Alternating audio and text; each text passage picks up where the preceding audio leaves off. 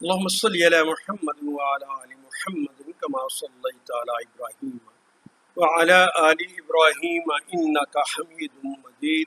اللهم بارك على محمد وعلى آل محمد كما باركت على إبراهيم وعلى آل إبراهيم إنك حميد مجيد. اللهم ارزقنا علما نافعا واسعا عميقا. اللهم ارزقنا رزقا واسعا حلالا طيبا مباركا من عندك. اللهم ارزقنا حياة سعادة وموت شهادة. اللهم تقبل منا إنك أنت السميع العليم وتب علينا إنك أنت التواب الرحيم. وصلى الله تعالى على خير خلقه محمد وعلى آلہ واصحابہ اجمعین برحمتک یا ارحم الراحمین۔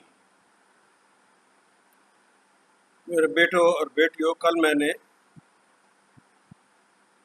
مہابھارت کے حوالے سے گفتگو کی تھی، اسی گفتگو کو آگے چلا رہا ہوں۔ 2,15,000 اشعار پر مشتمل یہ رزمیہ کہانی دراصل دو خاندانوں کی کہانی، جو دیاس جی نے اس لڑائی کو اپنی آنکھوں کے سامنے ہوتے دیکھا اور اس کا آنکھوں دیکھا حال پکچرائز کر دیا۔ یہ اس کتاب کے اندر جہاں جنگ کے تذکرے ہیں، وہاں تصوف کے تصورات بھی ہیں اور بہت ساری افسانی باتیں بھی اس کے اندر شامل ہیں۔ اس کتاب کے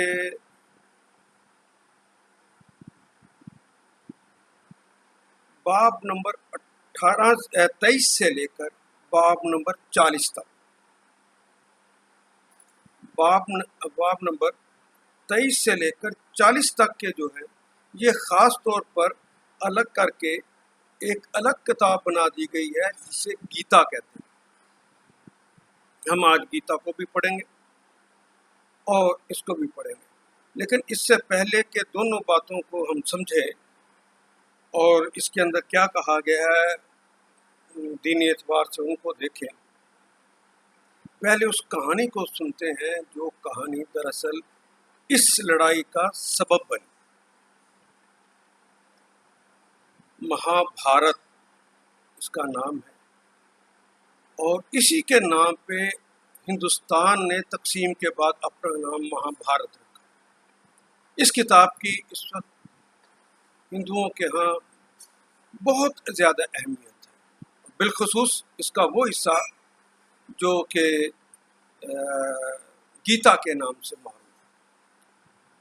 گیتا بنیادی طور پر میں عرض کرتا چلوں کہ یہ ڈائلاگس ہیں بنیادی طور پہ جو کہ 8ویں اوتار کرشن جی نے ارجن کو سے گفتگو کی تھی، ان کے ساتھ جو مکالمہ کیا ان مکالموں کا یہ ریکارڈ ہے۔ بہت زبردست کہانی،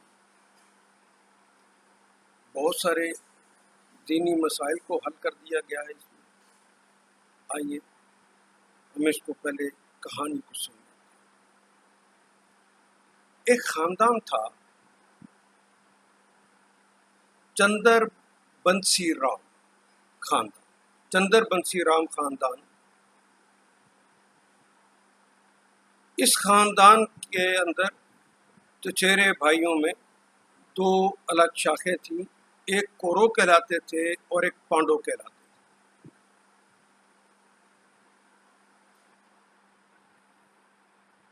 دھرت راشٹر یہ کوروں کا سربراہ تھا اور پانڈوں کے اندر یہ 5 بھائی تھے، جبکہ یہ کورو یہ 100 بھائی تھے۔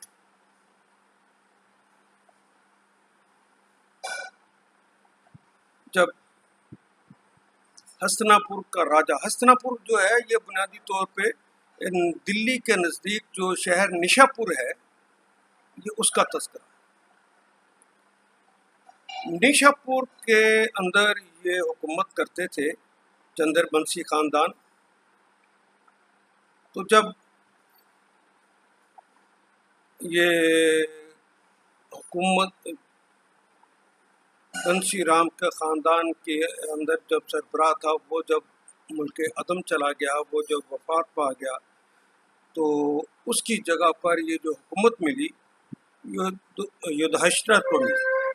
یدھشٹر کے ہاتھ جب حکومت آئی تو یہ خود نابینا تھا، 5 بھائیوں میں سے یہ نابینا تھا۔ سب سے بڑا بھائی یہی تھا یدھشٹر، یہ نابینا ہے۔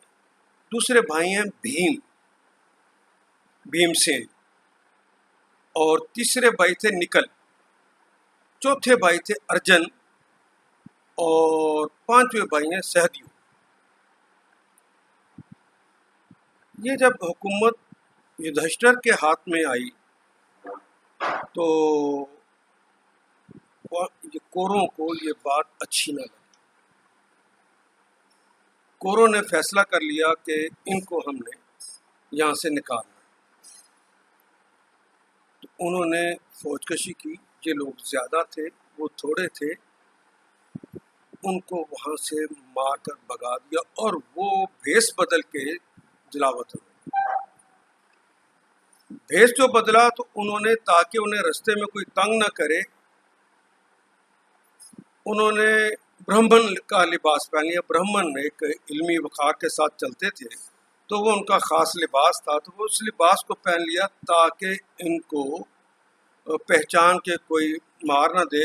یہ 5 بھائی وہاں سے بھاگ گئے اور دوسری سلطنتوں میں جا جا کے، دوسرے راجدھانیوں میں جا جا کے ان سے فریاد کرتے اور ان سے اپنے لیے مدد طلب کرتے کہ کس طرح ہمیں یہاں کی راجدھانی مل جائے واپس۔ اب جنہوں نے قبضہ کیا ہوا ہے، جو چلاک بھی بہت ہیں اور عدد میں بھی بہت زیادہ، 100 تو بھائی ہیں یہ سارے۔ یہ بھائی مختلف علاقوں میں جا رہے تھے، تو پنچال کے اندر جب یہ پہنچتے ہیں، پنچال ایک ریاست تھی، پنچال ریاست میں جب یہ پہنچتے ہیں اسی لباس میں جو برہمن کا لباس ہے، تو وہاں پنچال کے جو راجا تھے، پنچال کے راجا کی بیٹی دروپدی، اس کی شادی کا مسئلہ تھا۔ اب وہاں اس زمانے کے رواج کے مطابق یہ اعلان کر دیا گیا کہ پنچال کے راجا نے اپنی بیٹی کی شادی کرنا ہے، جو بہادر آئے اور مقابلے میں حصہ لے، جو جیت جائے گا بیٹی کی شادی اسی سے کر دی جائے گی۔ بہت خوبصورت بیٹی تھی ان کی، اس کی شہرت دور دور تک پھیلی ہوئی تھی، تو دور دور کے راجاؤں کے شہزادے وہ وہاں پر پہنچے اور انہوں نے کہا کہ ہم نے حصہ لینا ہے۔ اچھا، انہوں نے کام یہ کیا کہ ایک ستون کے اوپر ایک مچھلی کو باندھا، مچھلی کو اوپر اور نیچے دائیں بائیں وہ لگا کے مقناطیس کش سکل کے ذریعے وہ اس کو یوں ایک دائرے میں گھماتے تھے۔ وہ لگے اس طرح تھے مقناطیس کے، وہ اس کے اندر گھومتی رہتی تھی۔ اس مچھلی کی آنکھ کے اندر ایک خاص فاصلے سے جو بہادر شہزادہ تیر مار لے گا، یہ دروپدی اس کی ہو جائے گی، یہ طے کر دیا۔ سارے شہزادے باری باری آئے، اور آپ کو پتہ کہ اگر اس طرح کوئی ایک دائرے کے اندر گھومتی رہے چیز، اور اس کی بھی مچھلی کی آنکھ کے اندر وہ تیر کا لگنا چاہیے، بڑا مشکل تھا۔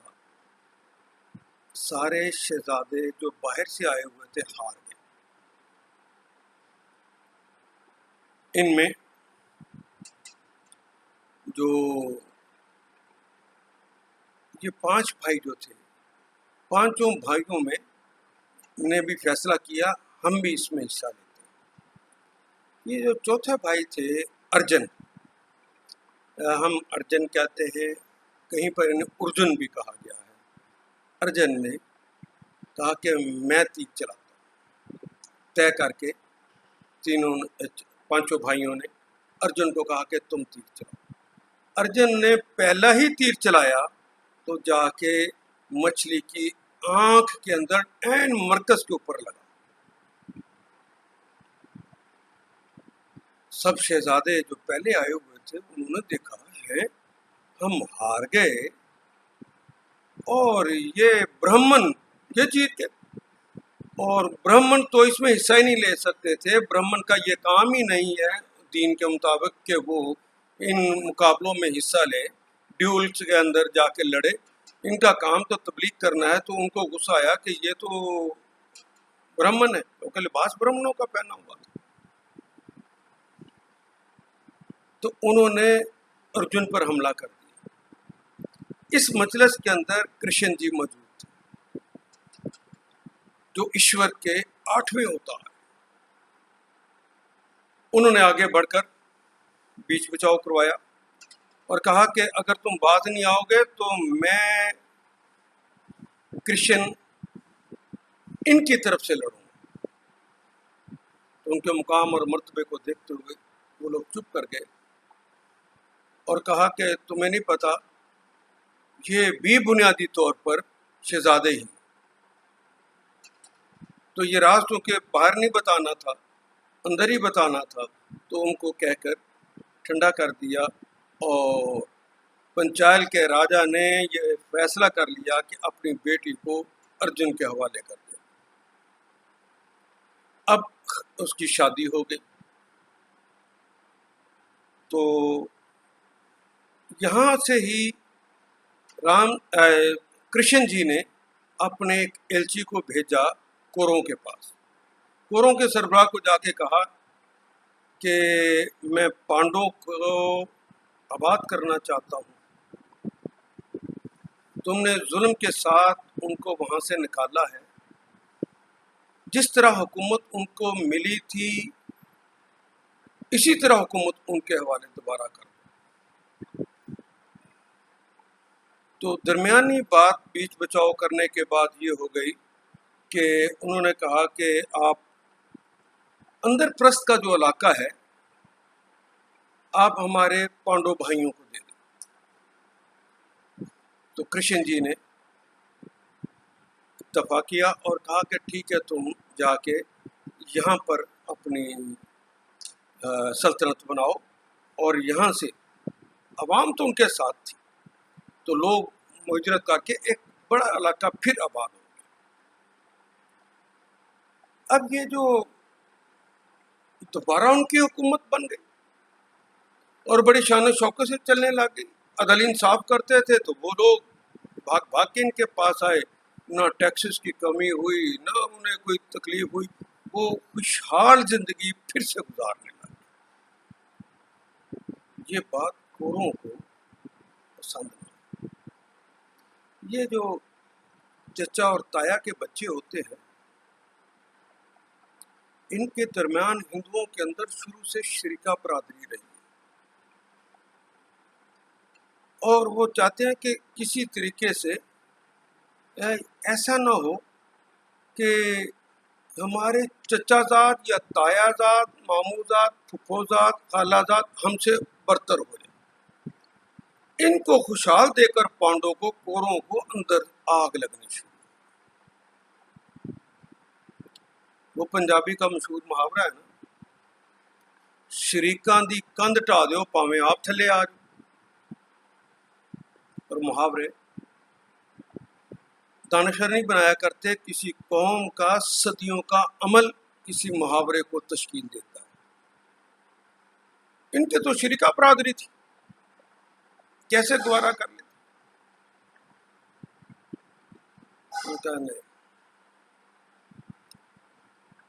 ان کو گرانا چاہیے۔ آگے بڑھنے سے پہلے اگر میں یہ بات کہہ لوں، ہم تو اللہ کے فضل سے مسلمان ہیں نا، لا الہ الا اللہ کہہ کے محمد رسول اللہ کا اقرار کر کے ہم نے اللہ کی کبریائی کا اعلان کیا، کہا جو کچھ آپ کہیں گے وہی ٹھیک ہے، اور جس کو آپ غلط کہہ دیں گے وہی غلط ہے۔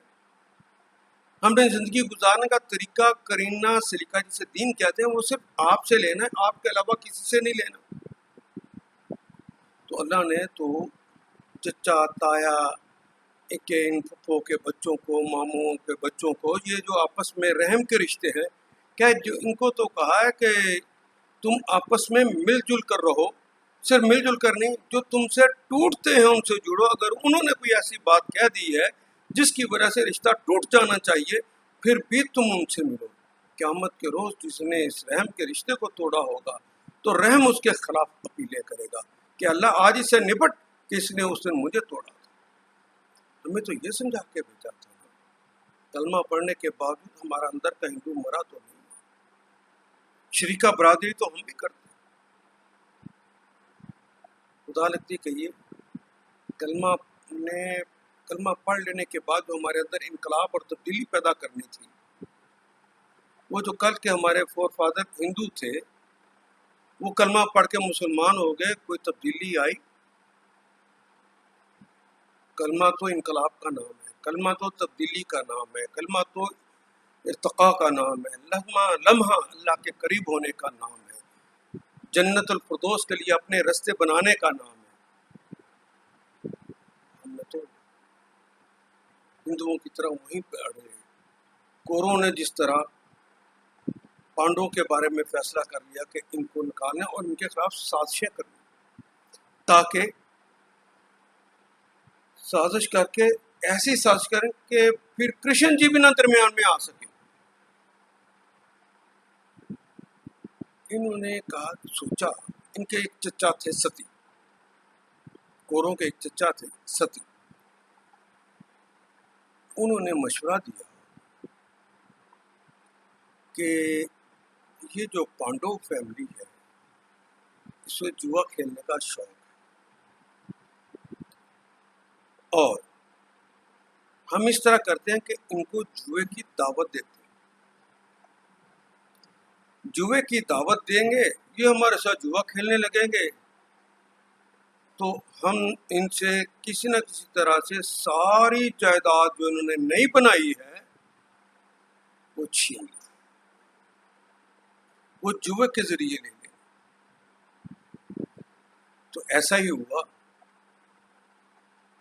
कौरों ने आकर पांडवों से कहा कि भाई मुबारक हो, आपको तो दोबारा ईश्वर ने वो मुकाम अता कर दिया, कृष्ण जी की बरकत से आप फिर हुकूमत करने लगे और पे की रेल पेल आपके यहाँ हो गई है, खुशहाली आ गई है। तो क्या ख्याल है, किस्मत आजमाई करें? बाजी लगाते हैं, जुआ खेलते हैं, देखें हो सकता है आपको और मिल जाए। इंसान की एक वो गंदी फितरत जिसको अल्लाह ने मना किया था, रसूलुल्लाह ने बार बार, लालच वाली, उसमें नहीं जाना। ये जुए की जहनीत उस लालच के पीछे पड़ गए और कहा ठीक है, जुआ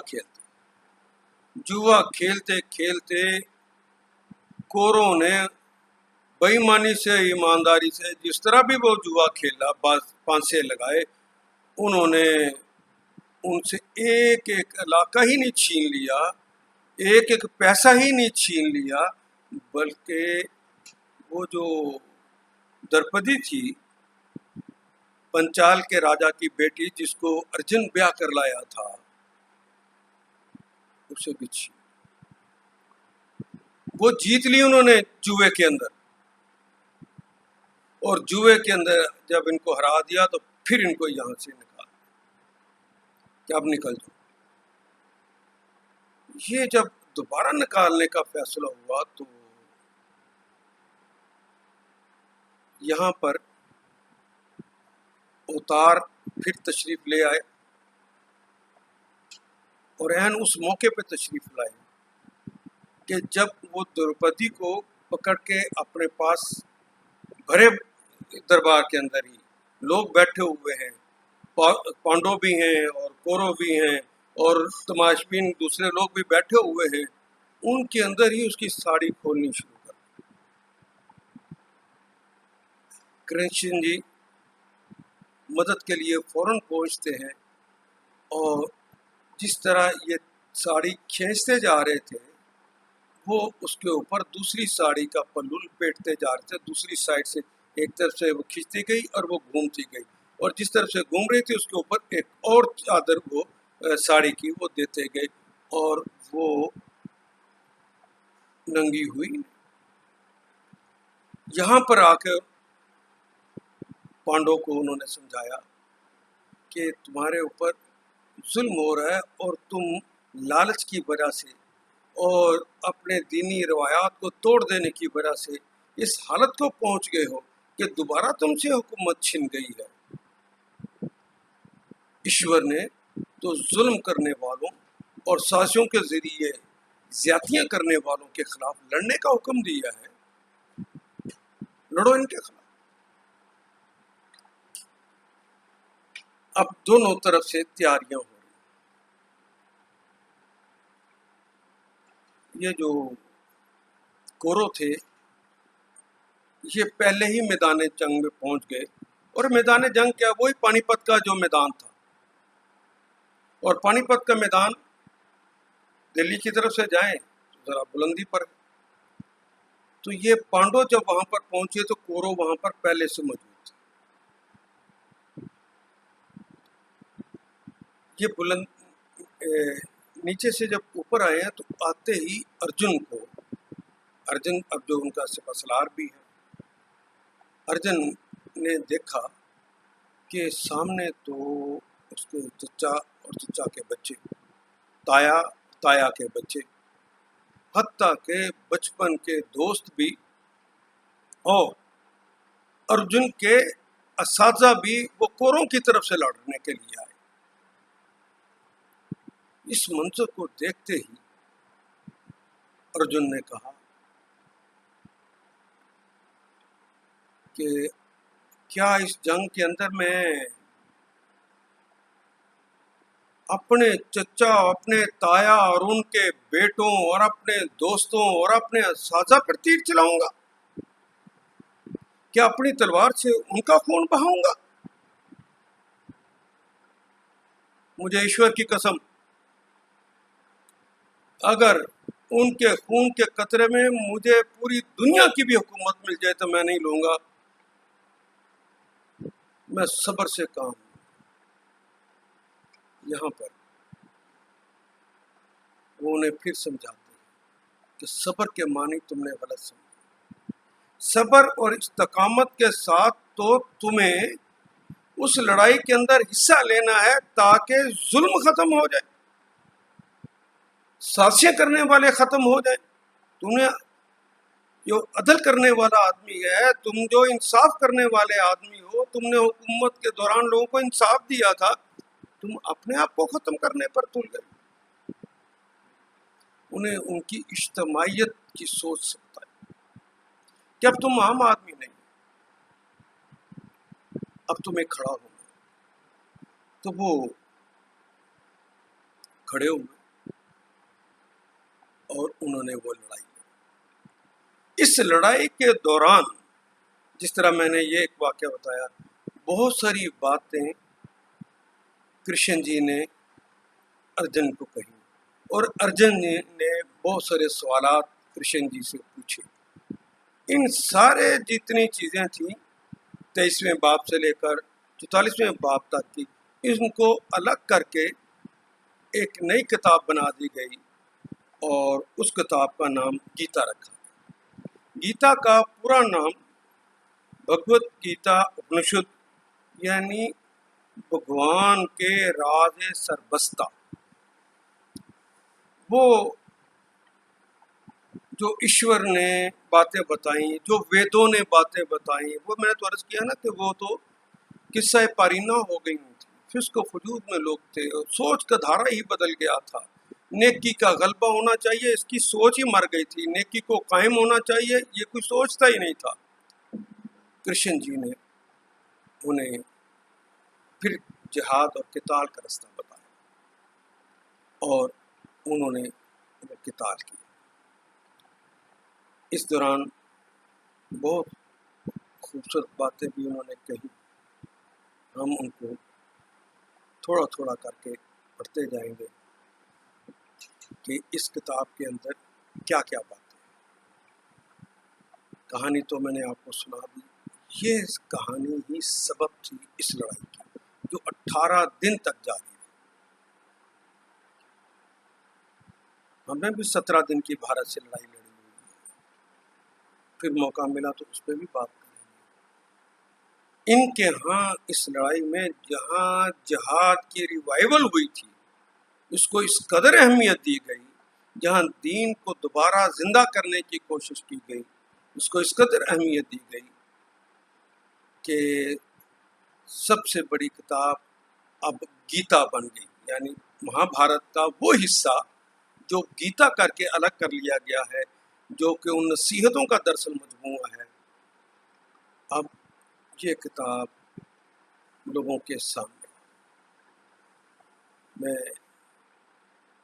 چونکہ لمبی گفتگو کر نہیں سکتا تو یہیں پر اکتفا کرتے ہوئے اب چند باتیں ہی بتانی ہیں دراصل جو کہ گیتا میں آئی تھیں، اپنشدوں میں آئی تھیں، وہ کیا تھیں، کیا رستے بتائے ہیں، ہم ان کے اوپر گفتگو چھوٹے سے 15-20 منٹ کی بات ہوگی، وہ اگلے لیکچر